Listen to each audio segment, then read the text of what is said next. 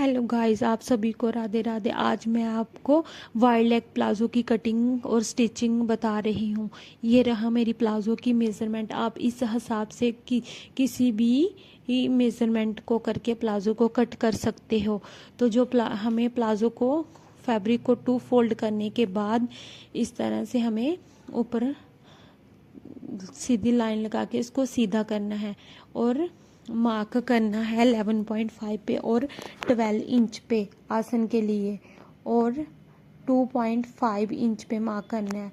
आप 2 इंच पे भी कर सकते हो और 2.5 इंच पे भी कर सकते हो। इसके बाद हमें इसका निकालना है सेंटर पॉइंट। सेंटर पॉइंट निकालने के बाद आपको करना क्या है कि आपको लेंथ लेनी है। आपको जितनी भी लेंथ लेनी होगी आप ले सकते हो। इसको सीधा करने के बाद हमें यहाँ से भी और 2 इंच एक्स्ट्रा लेना है फोल्डिंग के लिए। तो यहाँ से हमने जितना भी आपको लेग लूज चाहिए आप उस अकॉर्डिंग रख सकते हो। देन उसके बाद आपको यहाँ भी स्ट्रेट कर लेना है और यहाँ से आपको सीधा करके ये वाइड लेग प्लाजो हम लेग शेपर से शेप नहीं दे सकते क्योंकि हमें स्ट्रेट कट करना होता है। तो इस तरह से हमने इसको पूरी तरह से मार्क कर लिया। अब बारी आती है कटिंग करने की। तो ये देखो, इस तरह से आपको अपने प्लाजो को कट कर लेना है। ये हमारा फ्रंट पार्ट, और हम इधर से थोड़ी सी गुलाई दे देंगे, इसको भी हम कट कर लेंगे। ये हमने कट कर लिया, ये देखो। अब बारी है बैक साइड कटिंग की। तो इसको हमने सीधा कर लिया। सीधा करने के बाद 1.5 पर मार्क किया और यहाँ पे हमने 2.5 इंच एक्स्ट्रा ले लिया लूजिंग के लिए। हमें 2 इंच पे एक्स्ट्रा लेना है बैक साइड। तो हमें यहाँ से तिरछा निशान लगा देना है। आप 2.2 भी ले सकते हो और 1 इंच पे भी कर सकते हो। अभी हमने कर दी इसकी कटिंग।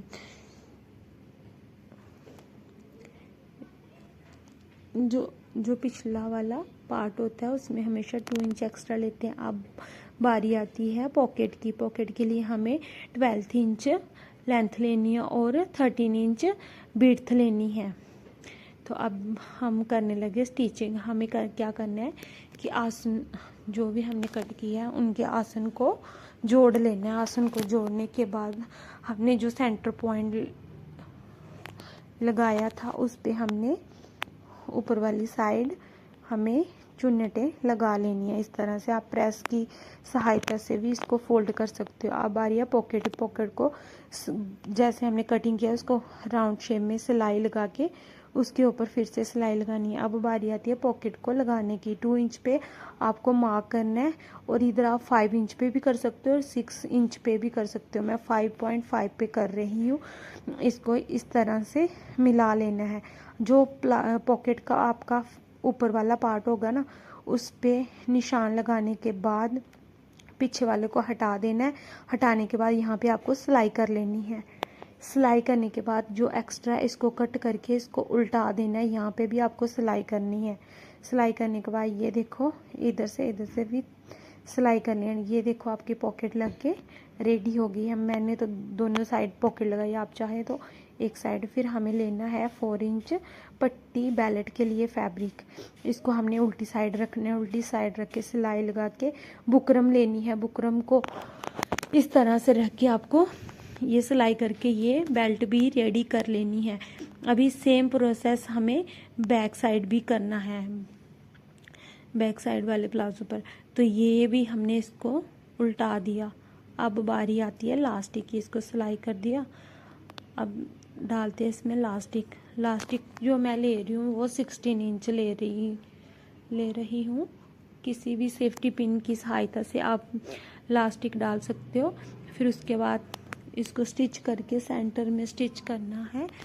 करने के बाद आपको दोनों पैनलों को रखना है। दोनों को रख के आपको स्टिच कर लेना है साइड से स्टिच करके। आप जो बॉटम पार्ट था इसको भी अंदर की ओर उल्टा लेना है। उल्टाने के बाद ये कुछ इस तरह से होगा। तो फिर आपको किनारे किनारे पे सिलाई लगा के प्लाजो को रेडी कर लेना है। ये देखो हमारा वाइड लेग प्लाजो रेडी हो गया।